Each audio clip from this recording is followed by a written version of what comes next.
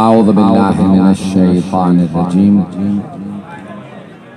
بسم اللہ الرحمن الرحیم الحمدللہ الذی نور قلوب العارفین بنور معرفتہ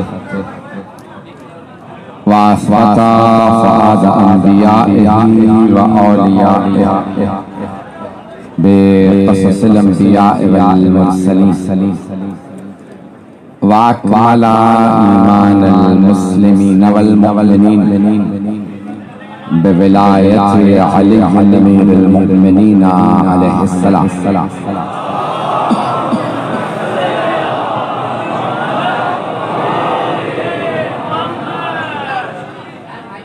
والصلاة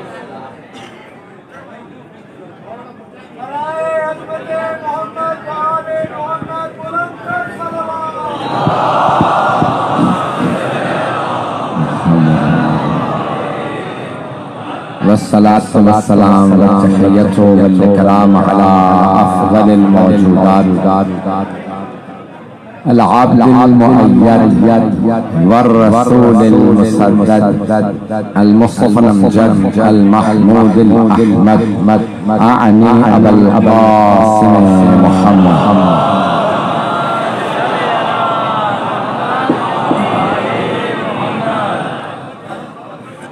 وعلى روحه ونفسه وصهره ووصيه سيد الأجفياء والأصفياء مولى الموالي إمام المتقين علي بن أبي طالب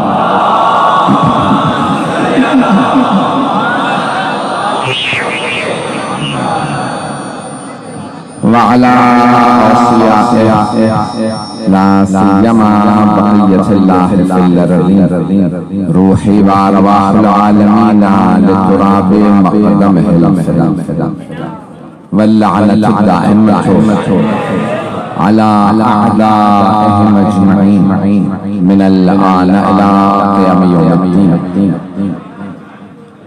أما بعد فقد قال الله الحكيم في كتابه الكريم بسم الله الرحمن الرحيم إن هذا القرآن يهدي للتي هي أقوم صدق الله العلي العظيم صلوات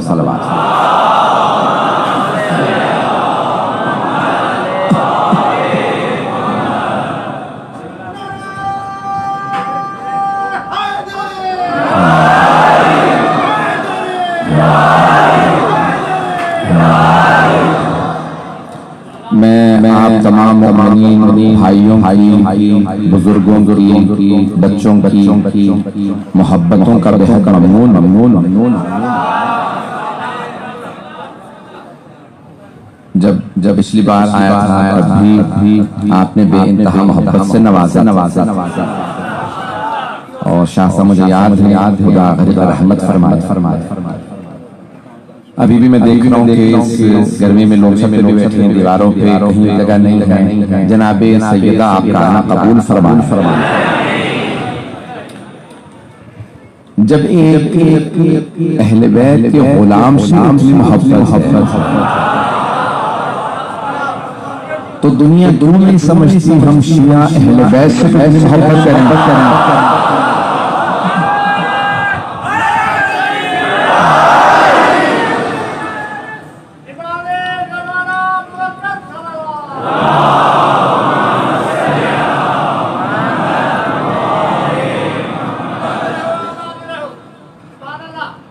توجہ ہے ذہن گرام جب امام جعفر الصادق علیہ السلام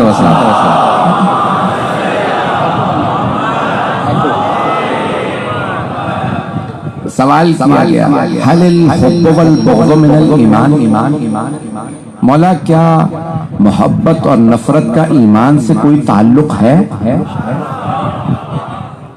چھٹے امام علیہ السلام مولا کیا محبت اور نفرت کا ایمان سے کوئی تعلق ہے تو آپ نے مسکرا کے دیکھا اور جواب دیا فرمایا کہ حل الایمان الا الحب والبغض کیا ایمان محبت اور نفرت کے علاوہ کسی اور چیز کا نام یہ اللہ سے اللہ والوں سے محبت ہی کا تو نام ہے ایمان اور ان کے دشمنوں سے دوری کا نام ہے ایمان۔ میں نے قرآن کریم کی جس آیت کا انتخاب کیا اس کی تفسیر میں کچھ جملے پیش کروں گا، بہت زیادہ وقت نہیں لوں گا، جہاں تک دیکھوں گا کہ آپ حضرات جس طرح سے بیٹھے مجھے معلوم ہے کوئی پہلو نہیں بدل سکتا، تو کوشش کروں گا کہ آپ کو زیادہ اذیت نہ دوں، آپ لوگ بہت دیر سے بیٹھے ہیں، جہاں تک آپ سنیں گے میں چلتا رہوں گا۔ تو اب یہاں قرآن کریم کی آیت ہے ان ھذا القرآن یہدی للتی ہی اقوم، یہ قرآن سب سے سیدھے راستے کی طرف ہدایت دیتا ہے۔ اب اللہ نے قرآن سے متعلق فرمایا یہ قرآن سب سے سیدھے راستے کی طرف، ایک ہوتا ہے سیدھا راستہ، ممکن ہے کہ اس میں کوئی جھول بھی ہو، اس راستے کے اندر کہیں پہ کوئی موڑ بھی ہو، لیکن خدا فرما رہا نہیں ان ھذا القرآن یہدی للتی ہی اقوم، یہ قرآن سب سے سیدھے راستے، سب سے سیدھے راستے کی طرف ہدایت کرتا ہے۔ سیدھے راستے پہ کبھی بھی انسان کو ہدایت کی ضرورت نہیں ہوتی، کچھ مجمع ہے کچھ نہیں ہے بھئی۔ اگر آپ نے، میں ابھی آیا ہوں شاہ صاحب کے گھر سے، تو وہاں سے ہمیں تقریباً 20 منٹ لگے، اب وہاں سے کئی گلیاں مڑے ہیں، تو وہاں سے یہاں آنے میں راستہ بتانے کی ضرورت ہے، لیکن اگر بالکل سیدھی سڑک ہو، کوئی پوچھے جانا ہے مجھے اس مقام پہ، تو آپ کہیں سیدھے چلے جائیے، سیدھے چلے جائیے، کبھی مڑنا کہاں پہ، مڑنا ہے ہی نہیں، سیدھے جانا، سیدھے جانے میں ہدایت کی ضرورت نہیں ہوتی، پھر بھی سارا مجمع نہیں ہے، سیدھے راستے پہ ہدایت کی ضرورت نہیں ہوتی کیونکہ راستہ ہی سیدھا ہے، لیکن اگر راستے میں شیطان بیٹھا ہو،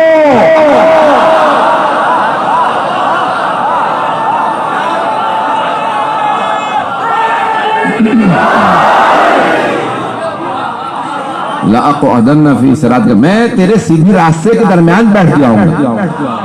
اب عزیزان گرامی سیدھے راستے پہ ہدایت کی ضرورت نہیں ہے، لیکن اگر کوئی شیطان بیٹھا ہو بار بار ہٹا دے راستے سے، اس شیطان سے بچانے کے لیے ہادی کی ضرورت ہے۔ اب شیطان مختلف اقسام میں آ سکتے ہیں، من الجنت والناس، جنوں میں سے بھی ہو سکتے ہیں، انسانوں میں سے بھی ہو سکتے ہیں، توجہ ہو، بہت محتاط انداز سے چل رہا ہوں، تو شیطان جنوں میں بھی ہو سکتے ہیں، انسانوں میں بھی ہو سکتے ہیں، اور پوچھے کسی سے بھی کہ آپ گمراہ کیسے ہوئے، کبھی یہ گناہ میں نے کیا کیونکہ شیطان نے وسوسہ کر دیا تھا، یوسوس فی صدور الناس، دلوں میں وسوسہ کرتا ہے، سینے میں وسوسہ کرتا ہے۔ اچھا شیطان دل میں وسوسہ کر کے گمراہ کر سکتا ہے، تو کیا ہادی بغیر نظر آئے ہدایت نہیں کر سکتا؟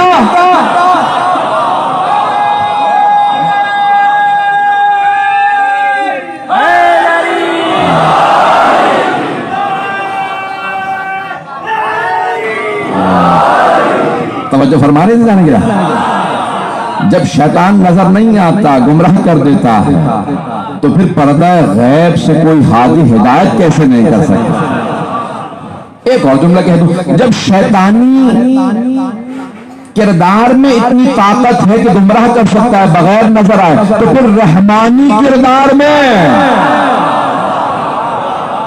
کیسے ممکن طاقت نہ ہو کہ ہدایت کر دے؟ میں کچھ قرآن پہ بولنا چاہتا ہوں، اس کے بعد پھر آگے پہ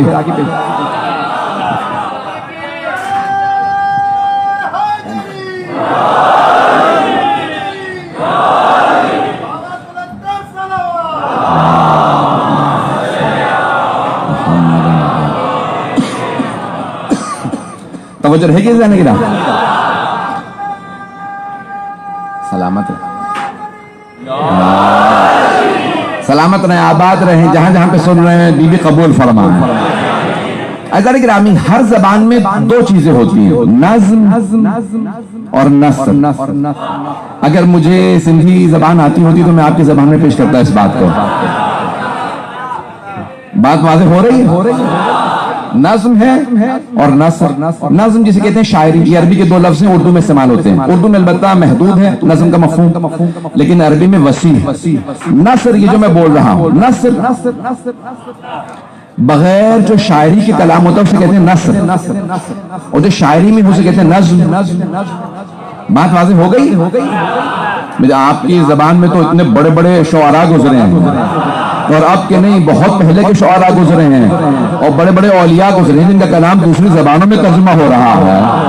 اس سرزمین کے بڑے بڑے شعراء کا میں اب کس کا نام لوں کہ ایسے ایسے شعراء گزرے ہیں جن کا کلام صرف اردو میں نہیں، دوسری زبانوں میں، یورپی زبانوں میں ترجمے ہو رہے ہیں، اور بڑے بڑے یونیورسٹی میں پڑھایا جاتا ہے. تو نظم ہے اور نثر ہے، دو چیزیں ہر زبان میں دو ہی ہوتی ہیں. اردو میں بھی دو ہی چیزیں، نظم ہے، نثر ہے. ہر زبان میں صرف دو چیزیں، نظم اور نثر. عربی زبان میں تین چیزیں، نظم ہے، نثر ہے اور قرآن. نہیں پہنچا سکا، تھوڑی سی توجہ اور کیجیے گا. عربی زبان میں نظم ہے، نثر ہے اور قرآن ہے. قرآن نہ نظم ہے نہ نثر ہے، دونوں سے بالا چڑھ ہے. میں بہت بڑے محقق کی پوری کتاب کا خلاصہ پیش کر رہا ہوں، اسی محبت سے سنتے رہیے گا. تو عربی زبان میں تین چیزیں ہیں، اور یعنی نظم ہے، نثر ہے اور قرآن. قرآن نہ نظم ہے نہ نثر، دونوں سے بالا چڑھ ہے. ایسے جانے کہ قرآن شاعری نہیں ہے، شاعری ایک خاص وزن پہ چلتی ہے.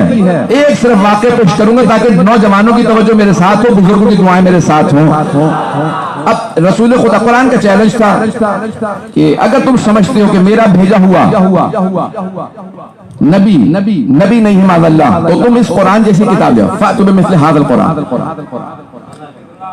اس قرآن جیسی کتاب لے آؤ. اللہ نے پھر آسان بنا دیا کہ اس قرآن کے 114 سورے ہیں. 114. اللہ نے قرآن کو بھی 1 اور 14 سے خالی نہیں رکھا. ممنون.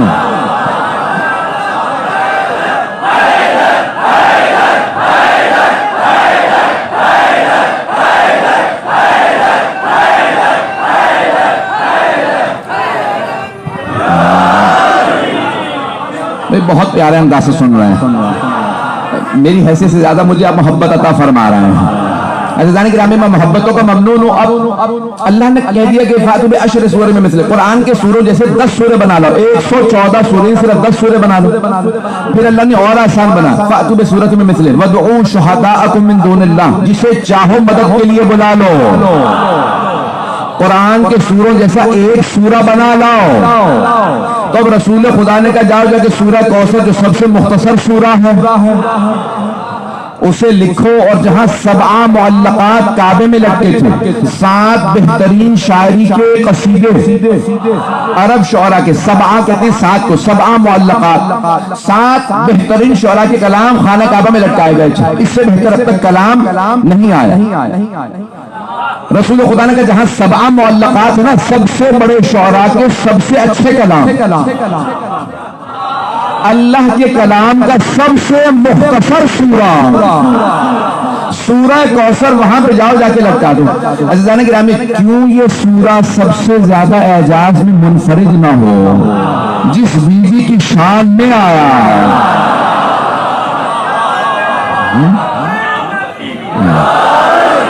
وہ بیوی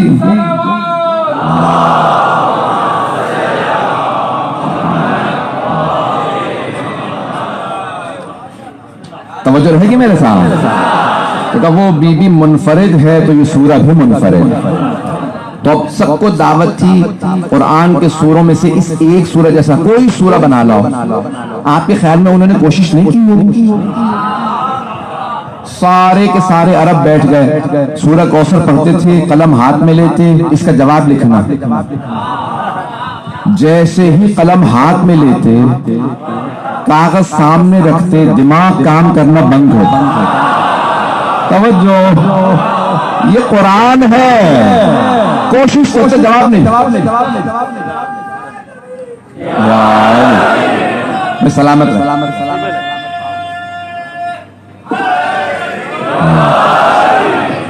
سب نے کوشش کی، کسی سے جواب نہیں بنتا ہے. اب ایک بہت بڑا شاعر تھا، اس کا نام تھا شعشع، شین عین شعشع. وہ پورے سال کلام نہیں کرتا تھا. ایسا نہ ہو کہ عام لوگوں سے بولوں میری فصاحت و بلاغت کم ہو جائے. مکے میں ایک دن ایک میلہ لگتا تھا جہاں تمام عرب جمع ہوتے تھے، وہ وہاں اپنے قصیدے سناتا تھا. سال میں صرف ایک دن بولتا. تو ہر روز عصر کے بعد اپنے گھر سے چہل قدمی کے لیے نکلتا. تمام شعراء اپنا اپنا کلام اس کے سامنے لاتے. ذرا میرا کلام پڑھ شعشع، اس میں غلطیاں نکال دے. وہ قلم نکالتا، صرف پڑھتا کیونکہ بولتا نہیں تھا. میری فصاحت کم نہ ہو جائے. پڑھتا اور فوراً اس کے اوپر غلطیاں لکھ دیتا. توجہ رہے. پڑھتا غلطیاں لکھ دیتا. کسی نے کہا ذرا یہ سورہ کوثر اٹھاؤ شعشع کے پاس لے جاؤ، اس سے بڑا شاعر نہیں ہے. ایک مرتبہ ایک آدمی نے کہا شعشع اس کلام کی غلطیاں نکال. سارے شعراء کی غلطیاں نکالتا رہا. جب سورہ کوثر کو پڑھا، اس نے ایک مرتبہ سورہ کوثر کو پڑھا، قلم اٹھایا، سوچنے پہ مجبور ہوا غلطی نظر نہیں آ رہی. دوبارہ پڑھا. جب تیسری مرتبہ پڑھا تو ایک مرتبہ وہ جو پورے سال بولتا نہیں تھا بول اٹھا، ما ھذا من کلام البشر.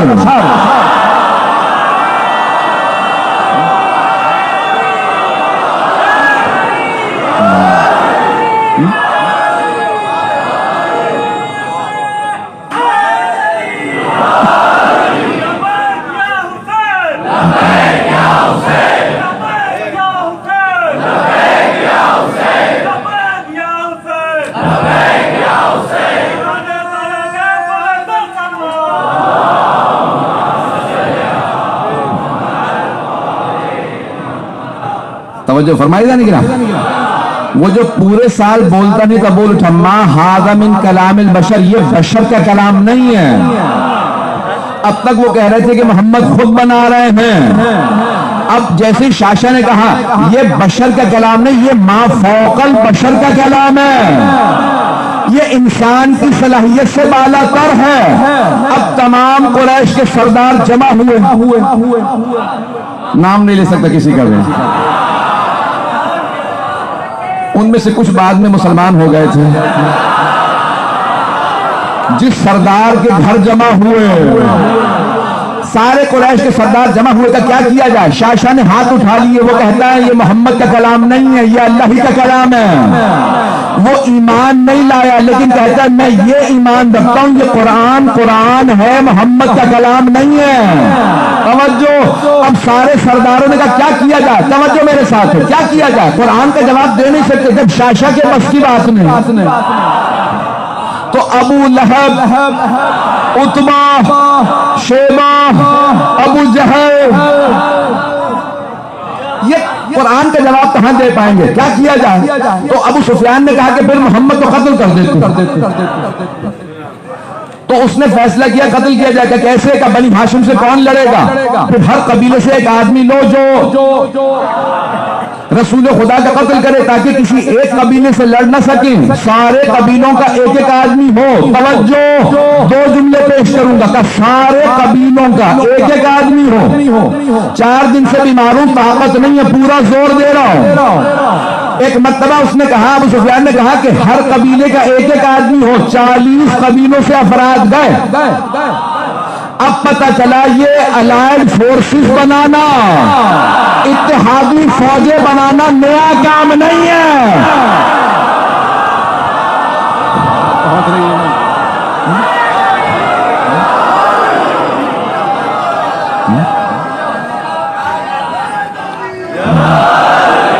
توجہ فرمائی جانے کی نام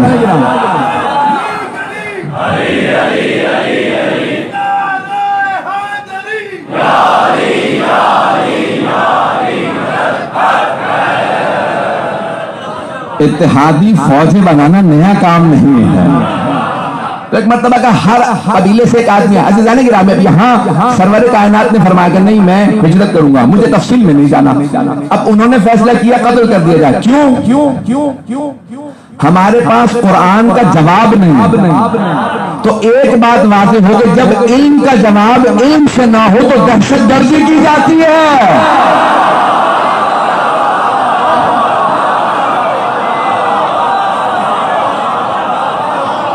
بات پہنچ رہی ہے دانے کے نام میں؟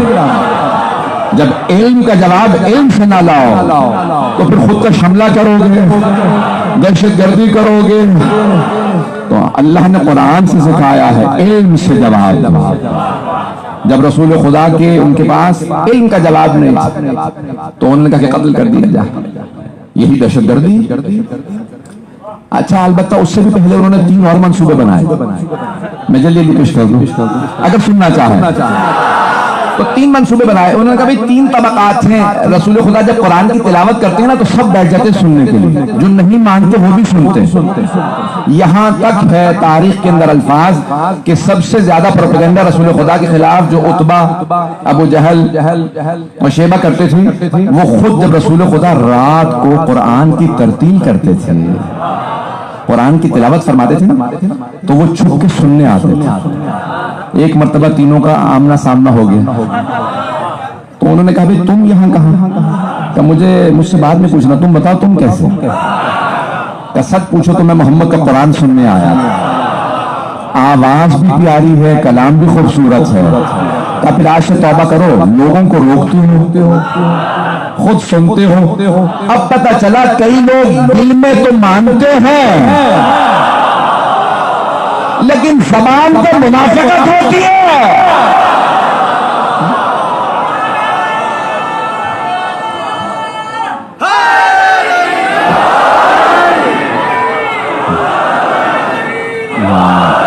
بات پہنچ رہی ہے نا؟ تو اب انہوں نے کہا کہ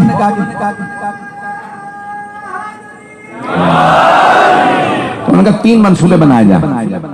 کیا منصوبہ؟ کا مردوں کو دور رکھنے کے لیے کہا جائے کہ یہ شاعر ہیں. اس زمانے میں اکثر جو شعراء تھے وہ شرابی ہوتے تھے، ہوش میں نہیں ہوتے تھے. تو مردوں کو دور رکھنے کے لیے کہا جائے غیر سنجیدہ آدمی. خواتین کو دور رکھنے کے لیے کہا جائے کہ ان کا کلام نہ سنو، یہ جادوگر ہیں. خواتین دور رہیں گی، جادوگروں سے ڈرتی ہیں. بچوں کو دور رکھنے کے لیے کہا جائے ہذا مجنون، یہ مجنون ہے، دیوانے. معاذ اللہ، بچے دیوانوں کو پتھر مارتے تھے. بھئی معاشرے میں 3 ہی طبقات ہوتے ہیں، مرد، خواتین اور بچے. تینوں کو دور رکھنے کے لیے 3 منصوبے بنائے گئے. ایک جملہ کہہ کے آگے بڑھ جاؤں گا. عزیزان گرامی، عزاداری سے بھی دور رکھنے کے 3 منصوبے بنائے گئے. کسی سے کا نکاح ٹوٹ جاتا ہے، کسی سے کا ذبح کر کے دیکھ لیا.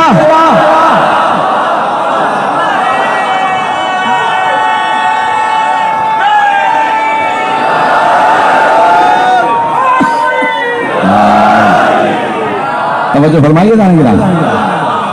تب سرور کائنات کے خلاف 3 منصوبے بنائے گئے، لیکن حبیب خدا رسول خدا محمد مصطفیٰ صلی اللہ علیہ وسلم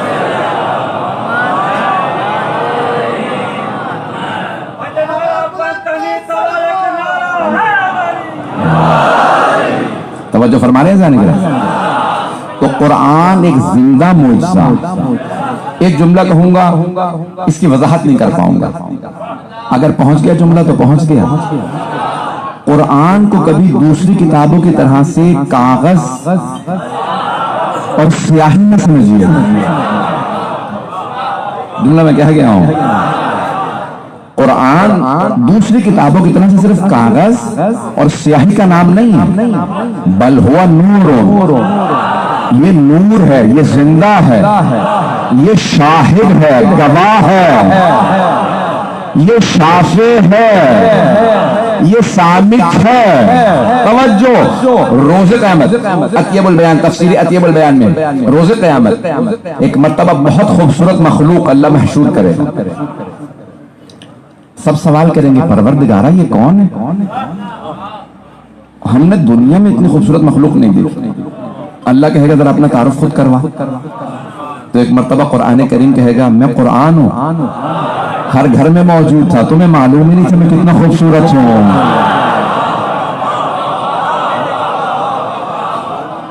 ایک مرتبہ قرآن مجسم ہو کے سامنے آئے گا جو نور ہے. عزیزان گرامی، میں آپ کو سادہ الفاظ میں آپ کی زبان میں سمجھا دوں. اگر قرآن کو مجسم دیکھنا ہے تو محمد و آل محمد کو دیکھ لیں. محمد و آل محمد کو لکھا ہوا دیکھنا ہے تو قرآن دیکھ لیں. قرآن بھی معجزہ ہے، محمد والے محمد بھی معجزہ ہے۔ نہ قرآن کا کوئی جواب ہے، نہ محمد والے محمد کا کوئی جواب ہے۔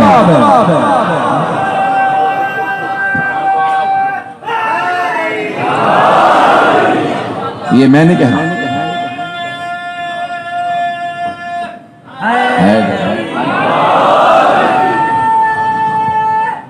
حیدری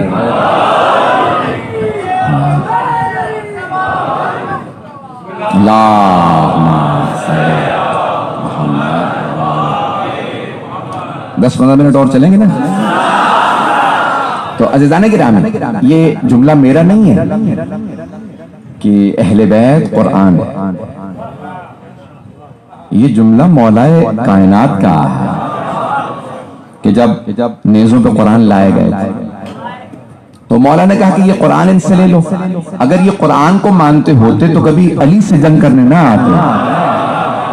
توجہ، یہ قرآن صامت ہے، وَأَنَا الْقُرْآنُ النَّاطِقُ، میں بولتا ہوا قرآن ہوں۔ عزیزان گرامی، قرآن بہترین راستے کی طرف ہدایت دیتا ہے، آل محمد بہترین ہادی ہیں۔ جنت میں جانا ہے تو آل محمد کے پیچھے چلتے رہیے، خود بخود جنت پہنچ جائیں گے۔ آئیں ذرا ایک اور پہلو، آخری پہلو کو پیش کروں گا۔ آئیے ذرا اس پہلو کو ایک خاص انداز اللہم صلی علی محمد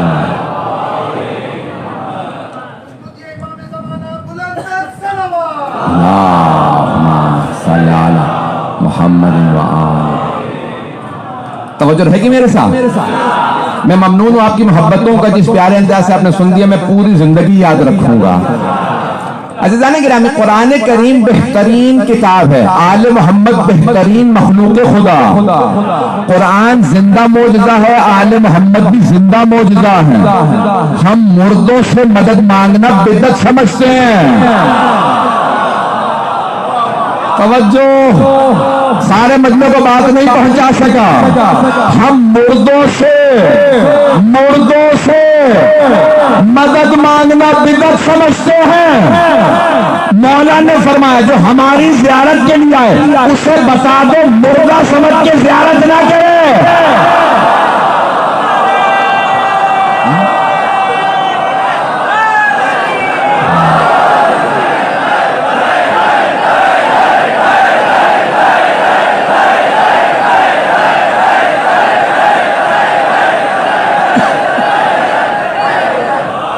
توجہ فرمائی جانی گا۔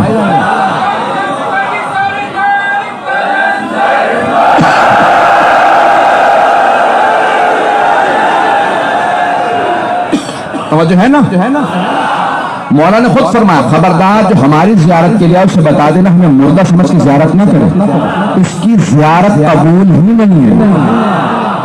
جو ہمیں مردہ سمجھ کے زیارت کرے، ہمیں زندہ سمجھ کے زیارت کرنا۔ اب حبیب خدا رسول خدا کی حدیث کو پیش کر دو۔ آپ فرماتے ہیں من زارنی بعد مماتی کمن زارنی فی حیاتی، جو میرے دنیا سے جانے کے بعد میری زیارت کرے، بالکل ایسا جیسے اس نے زندگی میں زیارت کی ہو۔ اگر پہنچ جائیں جیسے زندگی میں زیارت کی ہو، جیسے زندگی میں زیارت کی ہو، تو صرف وہی صحابہ نہیں، ہر وہ آدمی جو پیغمبر سے عقیدت رکھتا ہو وہ بھی غلام ہے۔ ہر آدمی غلام رسول ہے، جو رسول پہ ایمان رکھتا۔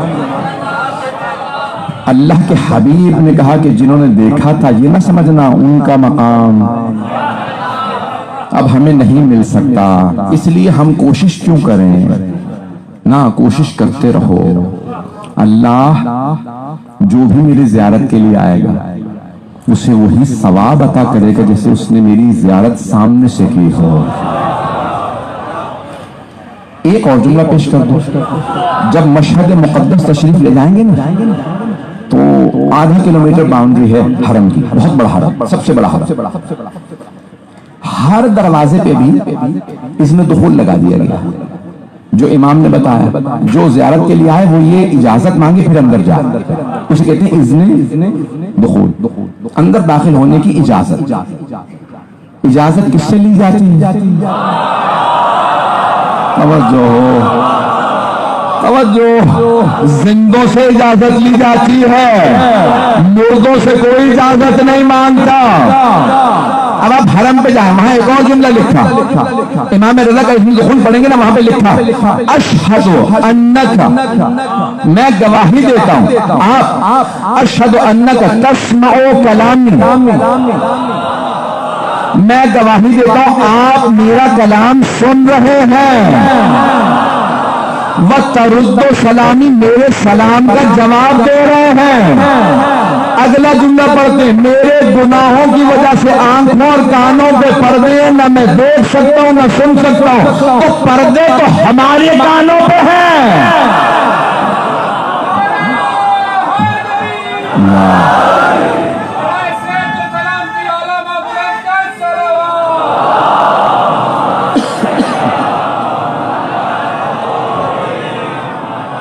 توجہ فرمائی جانے گی. تو یہ قرآن ناطق زندہ ہے. آپ جاتے ہیں تو آپ کہتے ہیں, یہاں صرف ایک دو باتیں مجھے پیش کرنا, اس کے بعد ہے تھوڑا سا وقت ہے ابھی, میرے دو باتیں پیش کرنا چاہتا ہوں. ایک کہ شیخ محسن قراتی ایک عالم دین ہے, بہت بڑے, تو کہنے لگے میں جنت البقیع میں کھڑا تھا, تو ابا قبا میں تھا, قلم لگا تھا, تو کسی نے آ کے قلم نکالا اور زمین پہ پھینک دیا.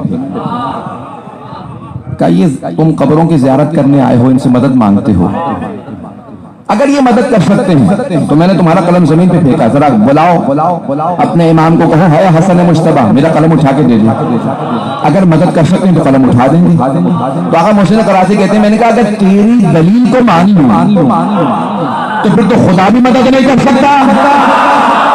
لوگ ہیں یا نہیں؟ توجہ ہے. اگر تو کہتا ہے کہ میں امام سے کہوں قلم اٹھا کے دیکھوں, ذرا اللہ سے کہ قلم اٹھا کے دے دے. یہ ان کاموں کے لیے نہیں بنے, یہ تمہارے قلم اٹھا کے. یہ بڑے بڑے کام ہوتے ہیں تو کہتے ہیں پروردگارہ سن لے.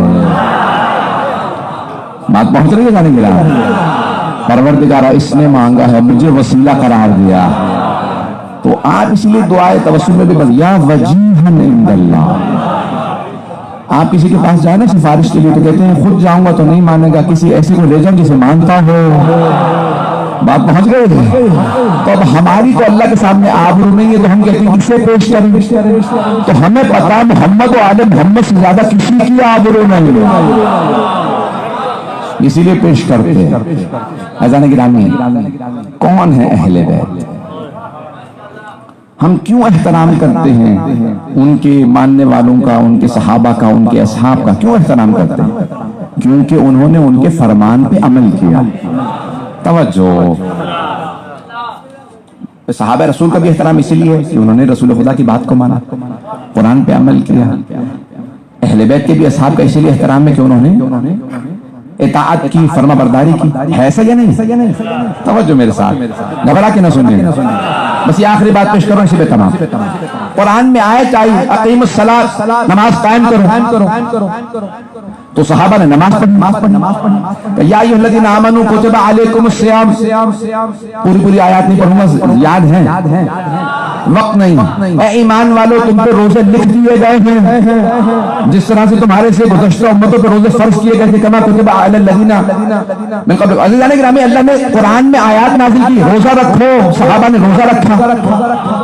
وَلِلَّهِ عَلَى النَّاسِ حِجُّ الْبَيْتِ مَنِ اسْتَطَاعَ إِلَيْهِ سَبِيلًا, اللہ کے گھر کا حج فرض ہے ان پہ جن کے پاس استطاعت ہو. صحابہ حج پہ چلے گئے, اللہ نے کہا زکات ادا, وآتوا الزکاۃ, زکات ادا کرو. صحابہ نے زکات دی, اللہ نے کہا خمس نکالو, انہوں نے خمس ادا کیا. اللہ نے کہا جہاد پہ جاؤ, وہ جہاد پہ گئے. توجہ, اللہ نے کہا ہجرت کرو, انہوں نے ہجرت کی. امر بالمعروف کرو, انہوں نے امر بالمعروف کیا. اللہ نے کہا نہیں انل منکر کرو, انہوں نے نہیں انل منکر کیا, تو وہ عمل کرتے رہے. آیتوں کے انتظار میں رہتے تھے, آیتوں کے, آیت آیت ہم عمل کریں. صحابہ آیتوں کے انتظار میں رہتے تھے, آیتیں آل محمد کے انتظار میں رہتی تھی. علی حالت رکوع میں زکات دے تو میں ہوں. توجہ,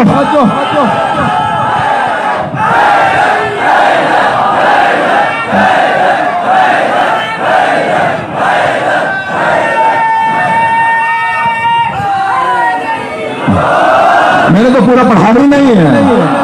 علی بستر رسالت میں سوئے تو آیت آئے. سیدہ نے رہ خدا میں روٹیاں دی تو سورہ آیا. حسن مصطفیٰ نے پوشاک مانگی تو آیت آئے. حسین پشت پہ سوار ہوئے, علی نے خیبر کا در اٹھایا. وَيُعَذِّبُهُمُ اللَّهُ بِأَيْدِيكُمْ, اللہ اپنے دشمنوں پہ تمہارے ہاتھوں سے.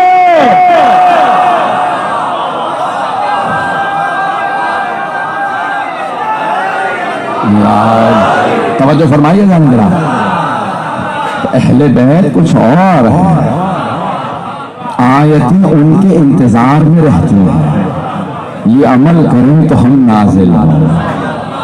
یہ عظمت ہے محمد و آل محمد علیہ السلام کی کہ وہ جو عمل کرتے جائیں آیات نازل ہوتی جائیں. بہت سے لوگوں نے قرآن میں اسے پہ بلند کیا, بہت سے لوگوں نے اہل بیت کے سر میزوں پہ بلند کیا.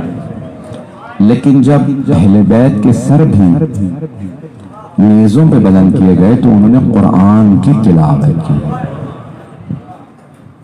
تاریخ میں دیکھ لیجئے, عیسائی سوال کرتے تھے یہ کس کا سر ہے کہ چہرے پہ خون ہے لیکن پھر بھی قرآن سنا رہا. شاہ صاحب کہہ رہے تھے کہ اگر ہو سکے تفصیل سے مسائل پڑھ دیجیے. میں بھی پیش کرنا چاہتا ہوں, ان کی فرمائش تھی کہ حضرت عباس علمدار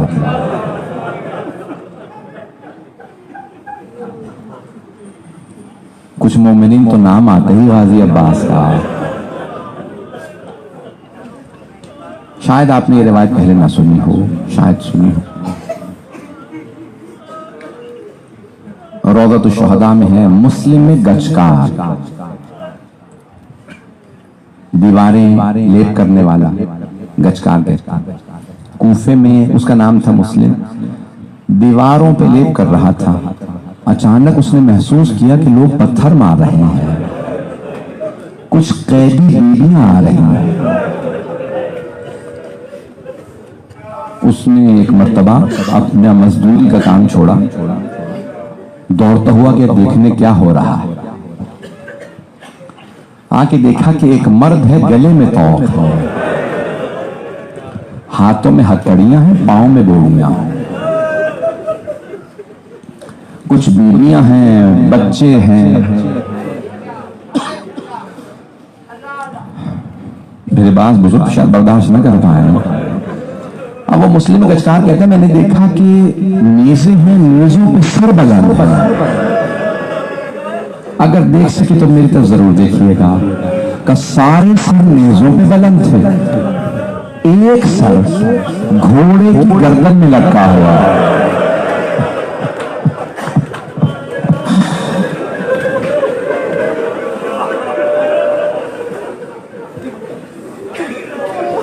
تو وہ کہتا ہے میں نے شمر سے سوال کیا یہ سر کس کا ہے, تو شمر نے کہا مجھ سے مت پوچھ, وہ جو قیدی ہے نا,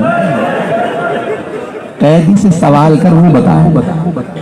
ایک مرتبہ وہ مسلم گچکار کہا کہ قیدی ہیں تو آپ قیدی, لیکن آپ کے چہرے پہ نور ہے. مظلومیت ہے. میرا سوال ہے یہ سارے سر نیزوں پہ بلند ہیں, یہ ایک سر گھوڑے کی گردن میں کیوں ہے؟ تو ایک مرتبہ قیدی گریہ کرنے لگے, گریہ فرمانے لگے, رونے لگے امام سجاد. کہا یہ سر میرے چچا عباس کا, کہا میرے چچا عباس کا سر ہے. بس میں دو مجھے بتائے گئے ہیں کہ یہ سر نیزے پہ بلند کیوں نہیں ہے. مجھے معاف کر دے گا, برداشت نہ کر سکیں. کہ پہلی وجہ اس میں اتنی گرز مارے گئے تھے.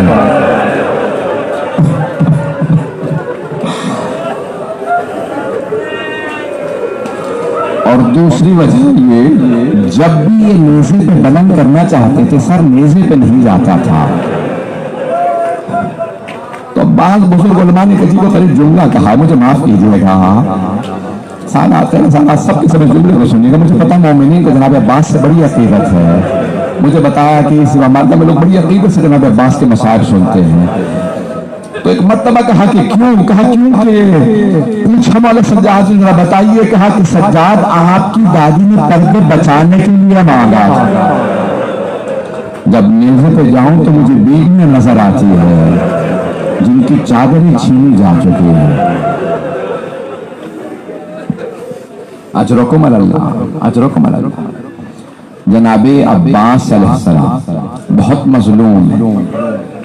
آئیں ذرا جناب ام البنین کے دو جملے پڑھنا چاہتا ہوں. جب خبر ملی نا جناب ام البنین کو, بشیر ابن جذلم نے ایک مرتبہ اعلان کیا مسجد نبوی میں, بلند آواز سے اعلان کیا, یا اہل یثرب لا مقام لکم بہا قتل الحسین بکربلا. مدینے والوں نے کہا کہ یثرب والوں, یعنی جس نبی کی وجہ سے مدینہ کہا گیا تھا نا, اس نبی کے نواسے کو مسلمانوں نے مار دیا. کلمہ گو اس سے زیادہ کھل کے تو نہیں پڑھ سکتا.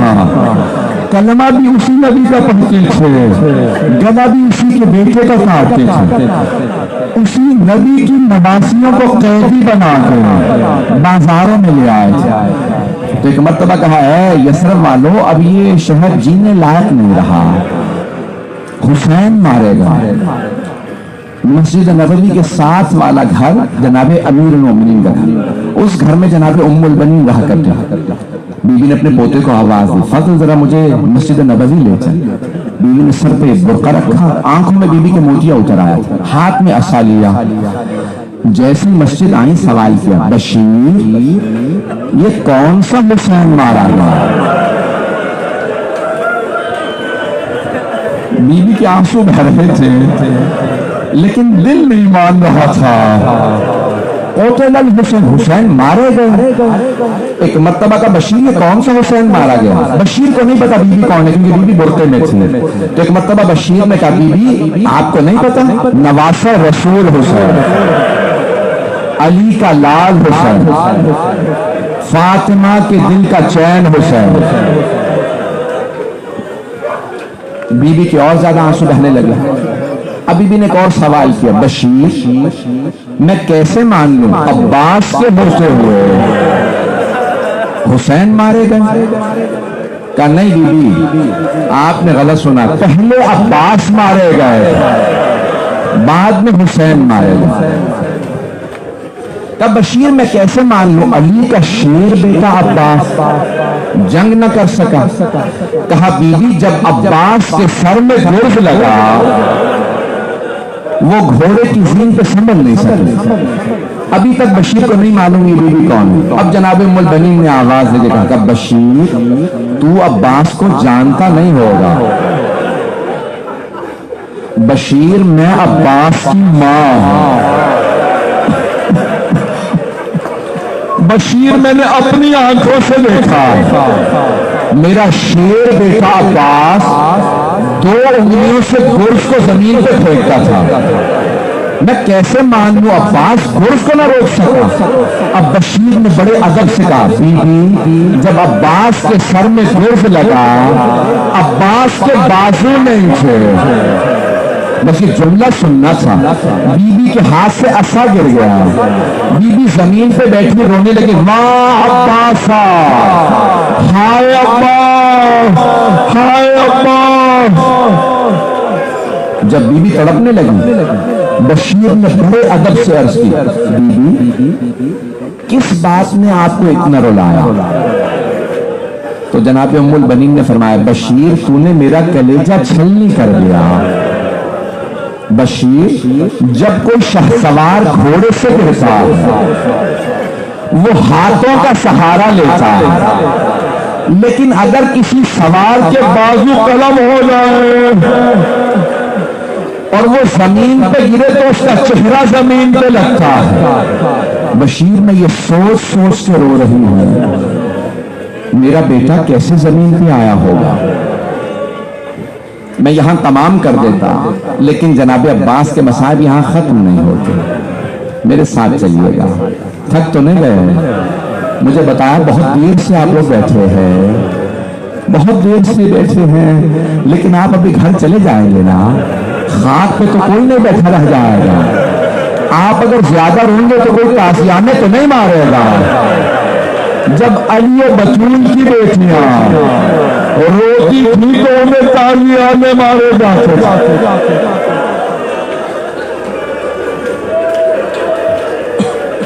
بس ایک مرتبہ جناب ام البنین نے فرمایا، فضل ذرا مجھے جنت البقیع لے چل. یہ ایک مقام پہ اشارہ کیا.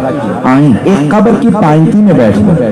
ایک بہت بزرگ عالم دین سے جملہ پیش کر رہا ہوں. ان کی قبر میں بیٹھنے کے بعد بی بی ام البنین نے فرمایا، بی بی میرے عباس کو معاف کر دیجیے. بی بی میرے عباس نے بے وفائی نہیں کی تھی.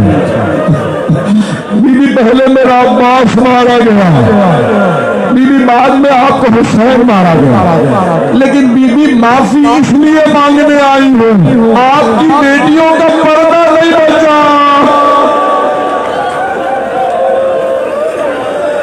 اجرکم اللہ، اجرکم اللہ.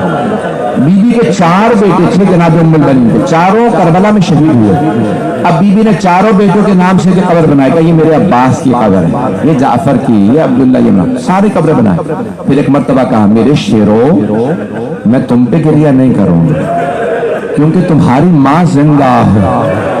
پھر بی بی اپنے ہاتھ سے 5ویں قبر بناتی ہے، یہ میرے مولا حسین کی قبر ہے. میں کربلا میں ہوتی میں پانی ڈالا کرتی ہوں، میں قبر کی صفائی کیا کرتی. پھر بی بی کہتی، مولا میں صرف آپ پہ گریہ کروں گی. آخری جملے سن لیجیے، لے کر دیکھے گا. بی بی ہر روز صبح جاتی جنت البقیع اور مرثیہ پڑھا کرتی تھی. شیخ عباس قمی نے بی بی کے مرثیے کے جملے لکھے.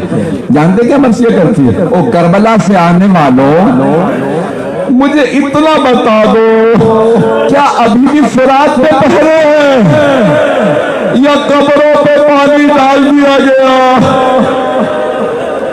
اے کربلا سے آنے والوں مجھے اتنا بتاؤ، جب میرا شیر بیٹا عباس گھوڑے سے گرا اس نے کس چیز کا سہارا لیا؟ اجرکم اللہ. بس بھئی میں نے کتاب میں دیکھا ہے کہ مروان نے بی بی ام البنین کو زہر دلوا دیا تھا. کیوں؟ بی بی اتنا مرثیہ پڑھتی کہ مدینے کا ہر آدمی روتا تھا. ایک دن کسی نے پوچھا کیا بات ہے، یہ کون بزرگ خاتون ہے جو مرثیہ پڑھتی تو سب روتے ہیں؟ کہا اس بی بی کو عباس کا بڑا درد ہے.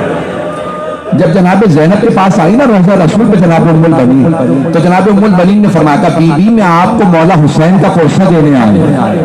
تو جناب ام البنین سے جناب زینب کبریٰ سلام اللہ علیہ نے فرمایا کہ اماں میں آپ کو عباس کا قرصہ دیتی ہوں. تو جناب ام البنین رونے لگی کہ بی بی مجھے کوئی عباس کا قرصہ نہ دے، مجھے صرف میرے مولا حسین کا قرصہ دے، میرے سارے بیٹے حسین کا قربان.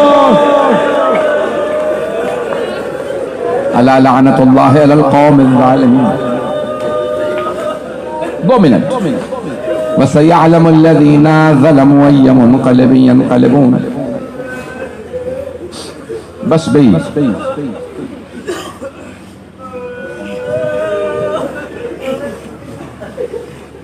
دو دعا کے جملے. شاہ صاحب نے یہ بھی کہا تھا اگر حضرت علی اصغر کے لیے دو جملے پڑھتوں، حرملا تو نے ایسے بچے کو تیر مارا جس بچے کو یہی پتا نہیں تھا کہ جب تیر لگتا ہے تو رونا چاہیے یا ہنسنا چاہیے۔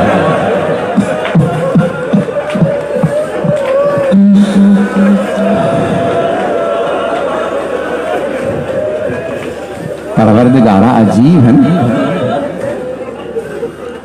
آئیں ذرا ہاتھ کو بلند کیجیے گا۔ پروردگارہ واسطہ اس ننھے سے سرکار جسے جب جناب رباب نے واپس لیا نا، شام میں شہداء کے سر واپس مل گئے تھے، آپ نے سنا ہوگا شام میں شہداء کے سر آئے، جب جناب علی اصغر کا سر آیا جناب رباب نے برقعے کا دامن پھیلایا، سر لیا اور ایک سوال کیا، علی اصغر اب مثلوں کا تنحر، بیٹا علی اصغر کیا آپ جیسے بچوں کو بھی نہر کیا جاتا؟ بیٹا اونٹوں کو نہر کیا جاتا، کبھی ایسے بھی اتنے بچوں کو اتنے بڑے بڑے تیر مارے جاتے ہیں۔ پروردگارہ واسطہ اس تڑپتی ماں کا، جتنے بھی مومن و مومنات موجود ہیں سب کی پریشانیاں دور فرما، بانیان مجلس کی توفیقات میں اضافہ فرما، پروردگاران کی مرحوم والد کے درجات بلند فرما، ہاتھوں کو بلند کیجیے گا۔ جمعے کا دن ہے، عصر کا وقت ہے، ہر دعا قبول ہے۔ آئیں ذرا امام عصر کے ظہور کی دعا مانگیں۔ پروردگارہ تجھے عباس کے دو بازوؤں کا واسطہ، حضرت عباس کے دو بازوؤں کا، پروردگارہ ہمیں امام زمانہ کا ظہور دیکھنا نصیب فرما۔ پروردگارہ پوری دنیا میں کرونا وائرس کا خاتمہ فرما۔ ایک اور واسطہ دینا چاہوں گا، عجیب و غریب کیفیت ہے، شاید عصر کا وقت ہے، مجھے نہیں معلوم، جی کر رہا ہے بیٹھ کے روتا اور بھون۔ پروردگار ایک آخری واسطہ، بہت سے لوگوں نے مریضوں کے لیے کہا، شاہ صاحب نے بھی کہا اپنے اپنے مریضوں کو ذہن میں لائیے گا۔ ایک سوال کروں، کبھی مریضوں کو بھی بستر سے گرایا جاتا؟ شام غریبہ کے ایک مریض کو بستر سے گرایا گیا، بستر لوٹ لیا گیا۔ پروردگارہ اس مریض کا واسطہ سب مریضوں کو شفائے کاملہ اجر عنایت فرما۔ پروردگارہ بے اولادوں کو اولاد عنایت فرما، پریشان حالوں کی پریشانیاں دور فرما، حج و زیارات کی تمنا رکھنے والوں کو حج و زیارات نصیب فرما۔ میں دیکھ رہا ہوں ابھی بھی بعض مومنین کی آوازیں آ رہی ہیں، ایک سوال کروں آپ لوگوں سے، آپ لوگوں نے مصائب سنے ہیں نا؟ دیکھا تو کچھ نہیں، اب سمجھ میں آیا جناب زینب کیوں اتنا تڑپتی تھی، بی بی نے بھائی کا ساتھ نیزے پہ بلند دیکھا تھا۔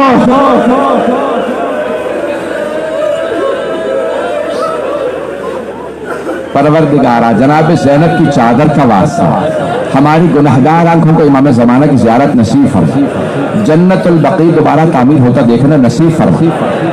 پروردگارہ جو ہاتھ بلند ہے کسی کو رد نہ فرما۔ ربنا تقبل منا انك انت السميع العليم بحق محمد وآله الطيبين الطاهرين المعصومين۔